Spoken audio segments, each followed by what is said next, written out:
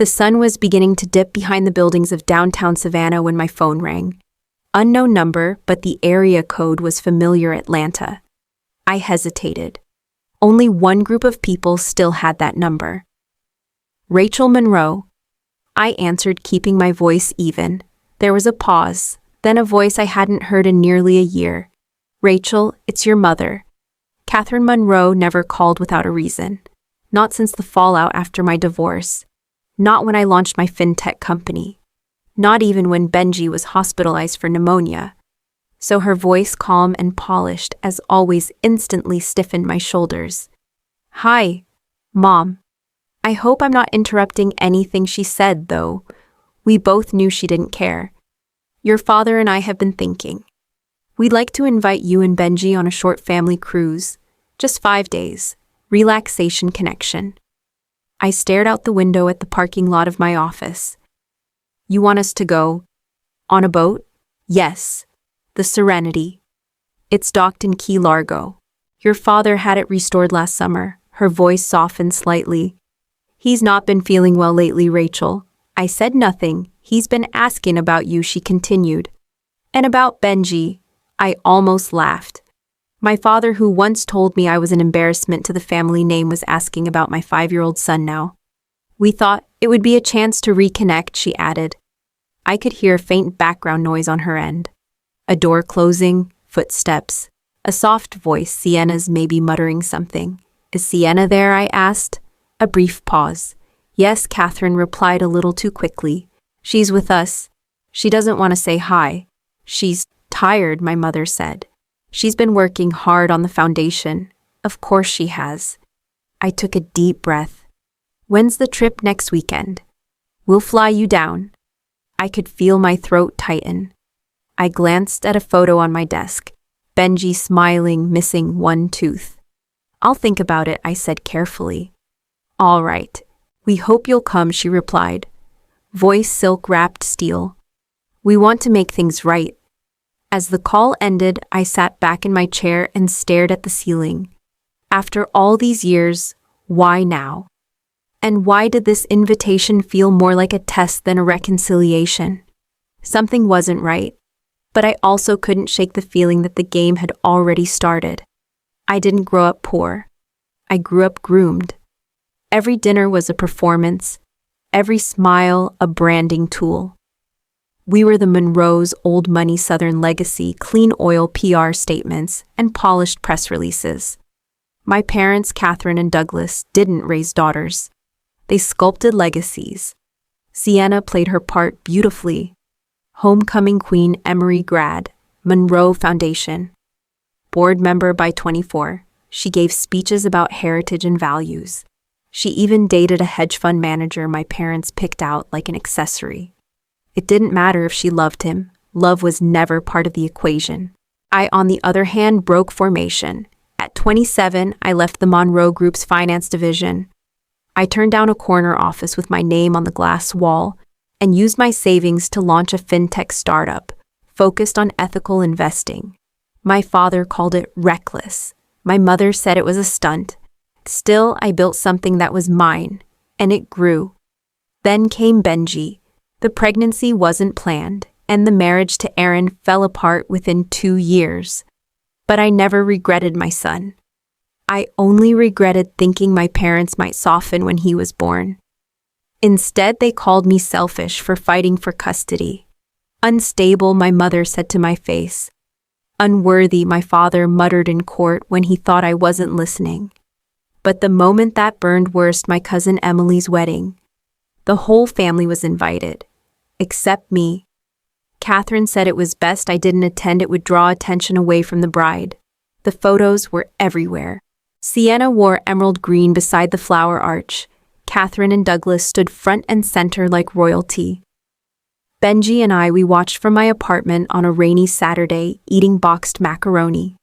I told Benji it was just a grown-up party. He believed me. I didn't believe myself.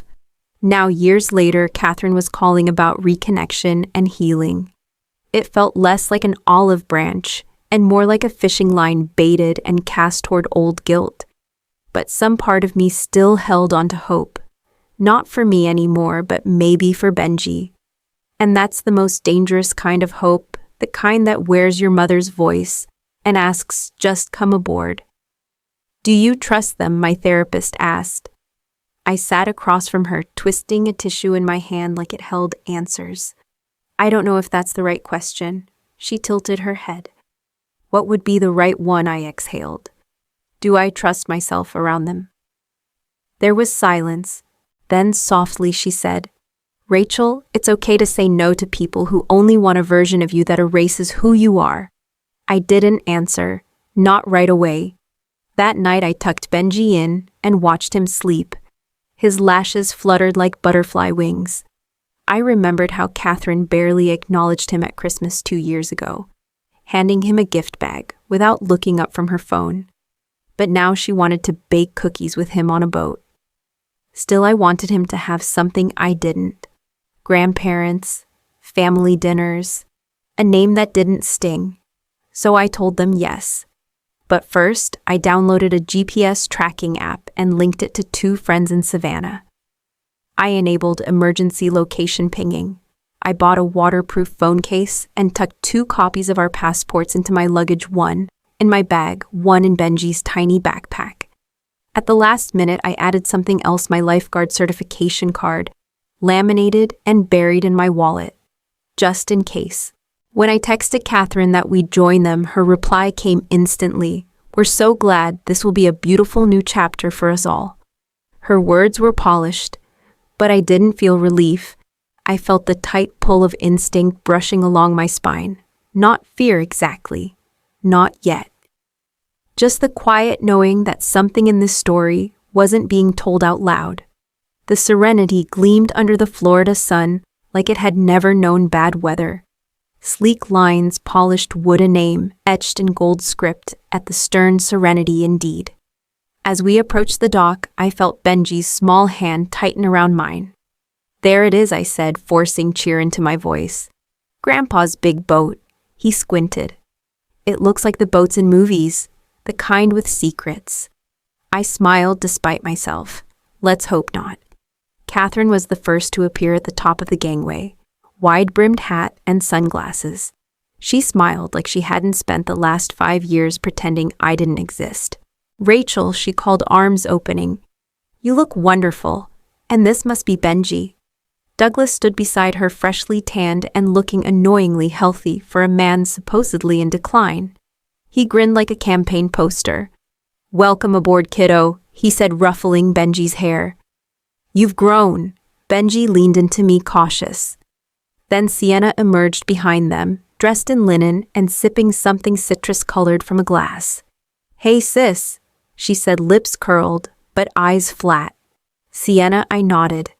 Her hug was brief, her cheek cool against mine.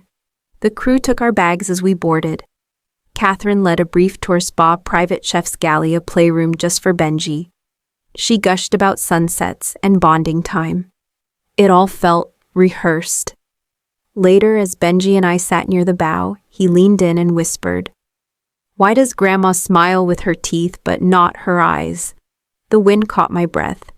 She's just not used to being around kids, I said.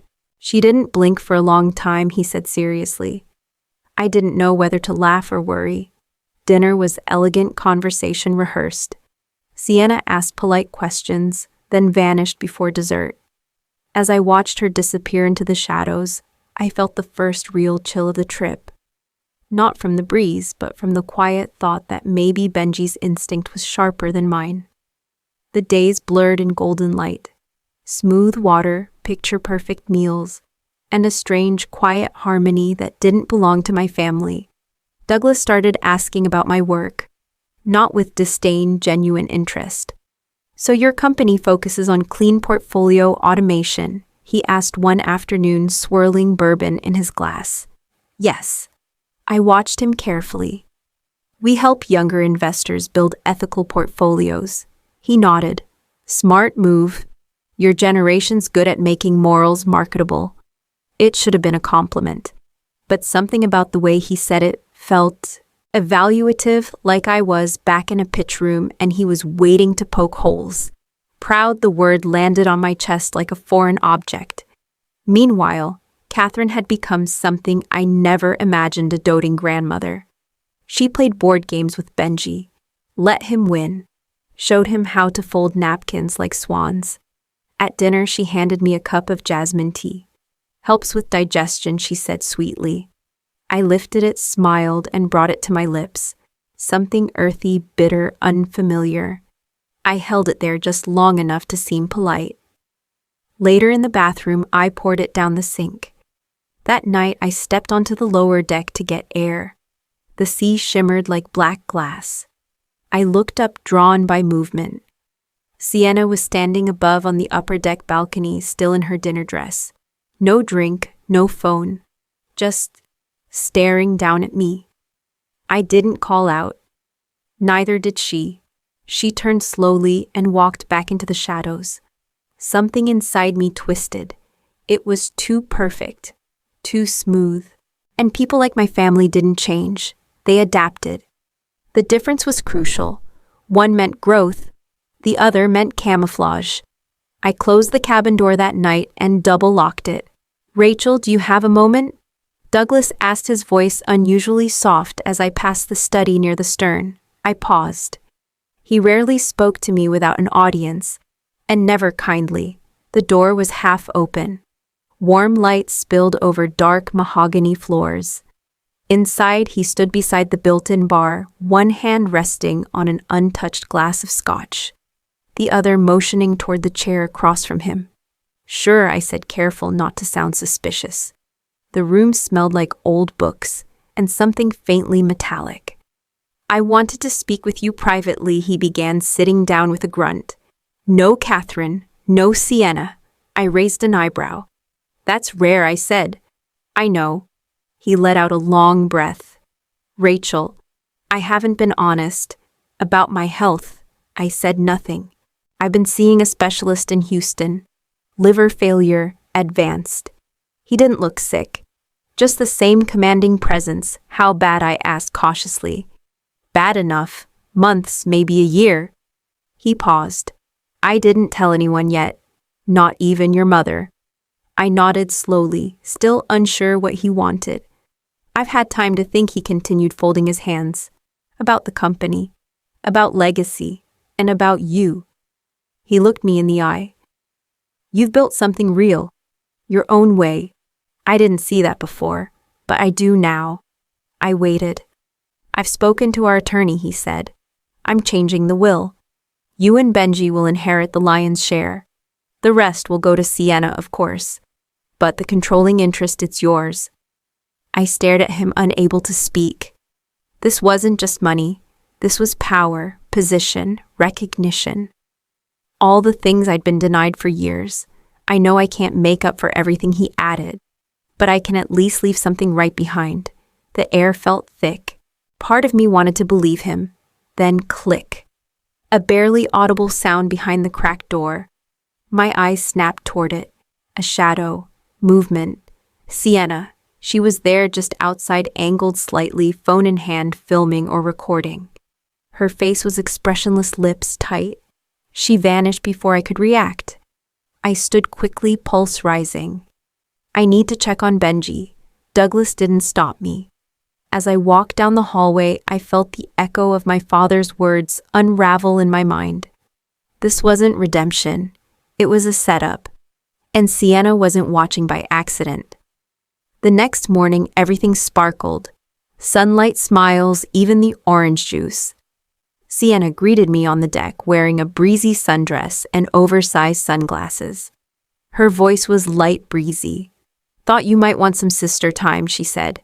"We could sunbathe, like old times at Tybee." I blinked. She hadn't mentioned old times in years, especially not the ones where she mocked my freckles or stole my towel as a prank. I nodded slowly. "Maybe later. I should check on Benji first." "Oh, Mom already has him," she chirped.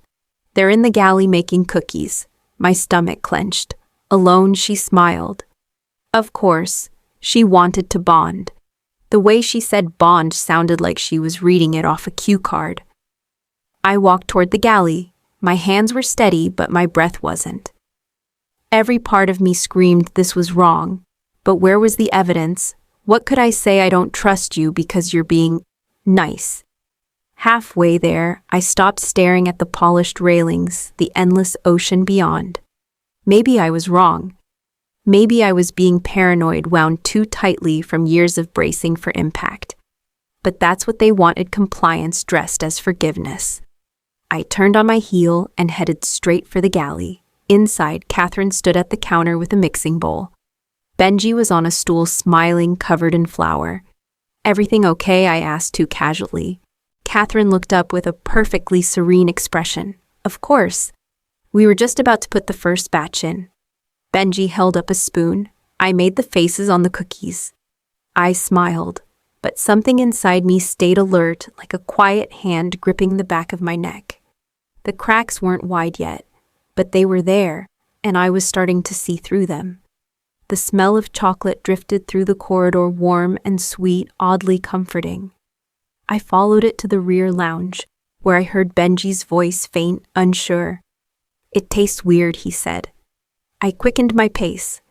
Inside, Catherine was kneeling beside him, holding a porcelain mug. Benji sat on a velvet ottoman, the cup resting in his lap, untouched. "What's going on?" I asked, stepping in.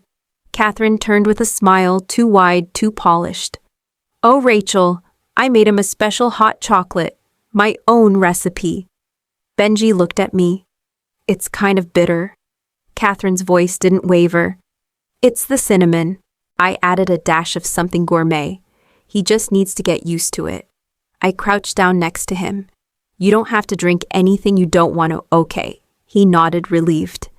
Catherine stood holding her hands up. "Please just let me be his grandmother," she said, with a wounded tone and a smile that didn't reach her eyes. I stood too. Being his grandmother starts with respecting his no. She didn't answer. I took Benji's hand. "Let's go wash up." Back in our cabin, I locked the door behind us and knelt down to his level. "Did you drink any of it?" He shook his head, just a tiny sip. "I didn't like it." "Good. Smart boy." I hugged him tight. Then turned to my bag. I pulled out the waterproof pouch and checked my phone. The emergency signal app was ready. I activated the silent ping to my contact in Savannah. Then I grabbed 2 bags and quietly began packing cash IDs, my backup charger, Benji's jacket. I didn't know what exactly was happening, but I knew now we weren't safe. And whatever this trip was supposed to be, it we faces over. The next morning came painted in gold sky, flawless sea-like glass. Too flawless. We were barely out of our cabin when Douglas appeared, all warmth and charm. "Come up to the deck," he said. "You've got to see the dolphins this morning. Whole pod just off the starboard side." Benji's eyes lit up. "Really? Go ahead," I said carefully, smoothing his damp curls. "But stay close to me, okay?" We followed them topside. Catherine and Sienna were already there, standing near the railing. A table had been set with fresh fruit towels, binoculars. "Look just over there," Douglas said, pointing. "Near the wake." I picked Benji up so he could see better. There was nothing, just sea and silence. Sienna leaned against the railing beside me. She adjusted her sunglasses, watching the horizon. "You know," she said lightly, "you always thought your independence made you better than us." I tensed. Catherine took a slow step forward, smoothing Benji's hair. "But this family isn't about choices. It's about loyalty." Benji squirmed in my arms. I held him tighter. "You never belonged here," Rachel, Catherine whispered. Her tone was calm, not cruel, just done. A beat of silence. And then it came, subtle, almost gentle. A shift. Pressure. I felt hands, 2 sets, press against my back. One push. We were over the edge. The sky spun. Benji screamed as we hit the water. Then silence except for the rush of the sea. Cold swallowed us. I surfaced, gasping, pulling Benji up with me, his tiny arms clutching my neck. The Serenity drifted ahead slowly, engine humming. No cries of panic, no rescue attempt. Just the gleam of the deck disappearing. I kicked hard, scanning for anything that could float.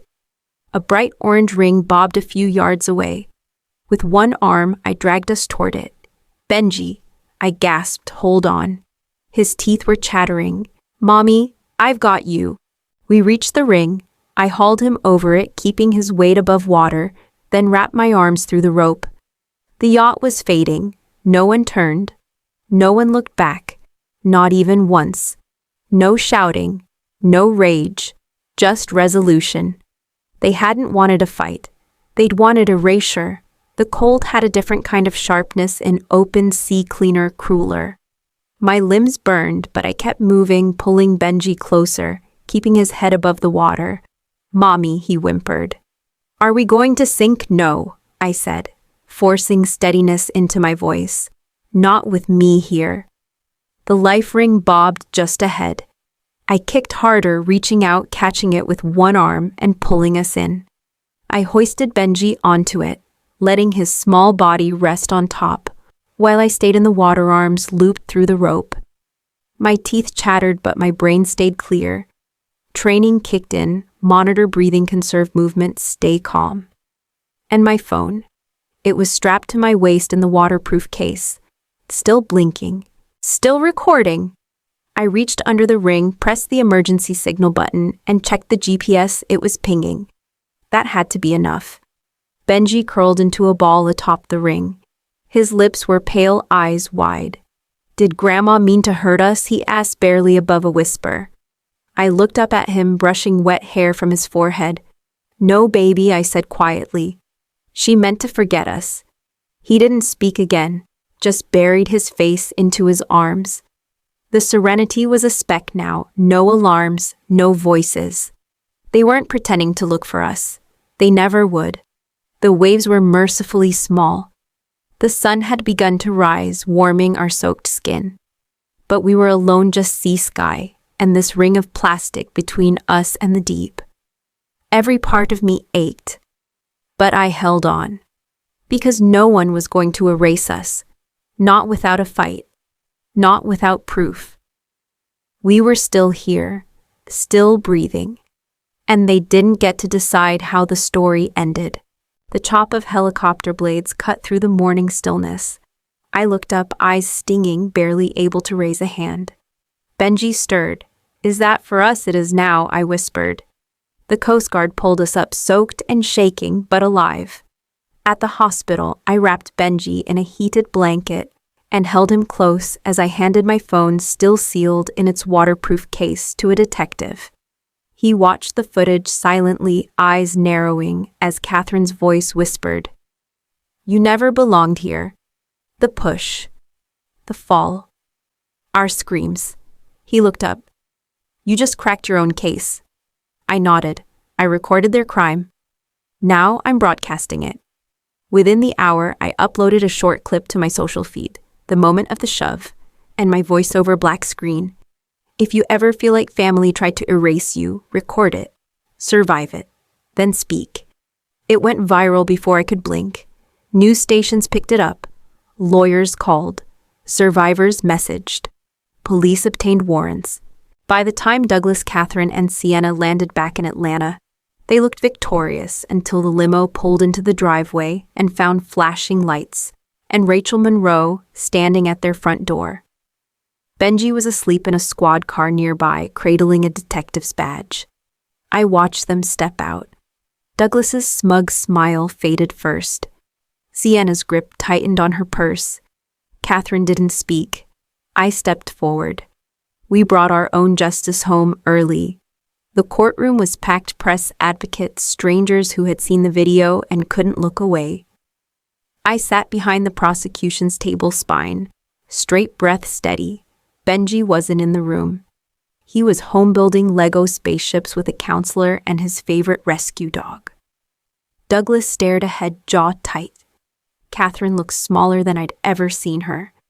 Sienna refused to meet my eyes. The prosecution's final blow came unexpectedly, Sienna's fiancé. He took the stand, voice shaking but clear. She told me everything he said. It wasn't just money.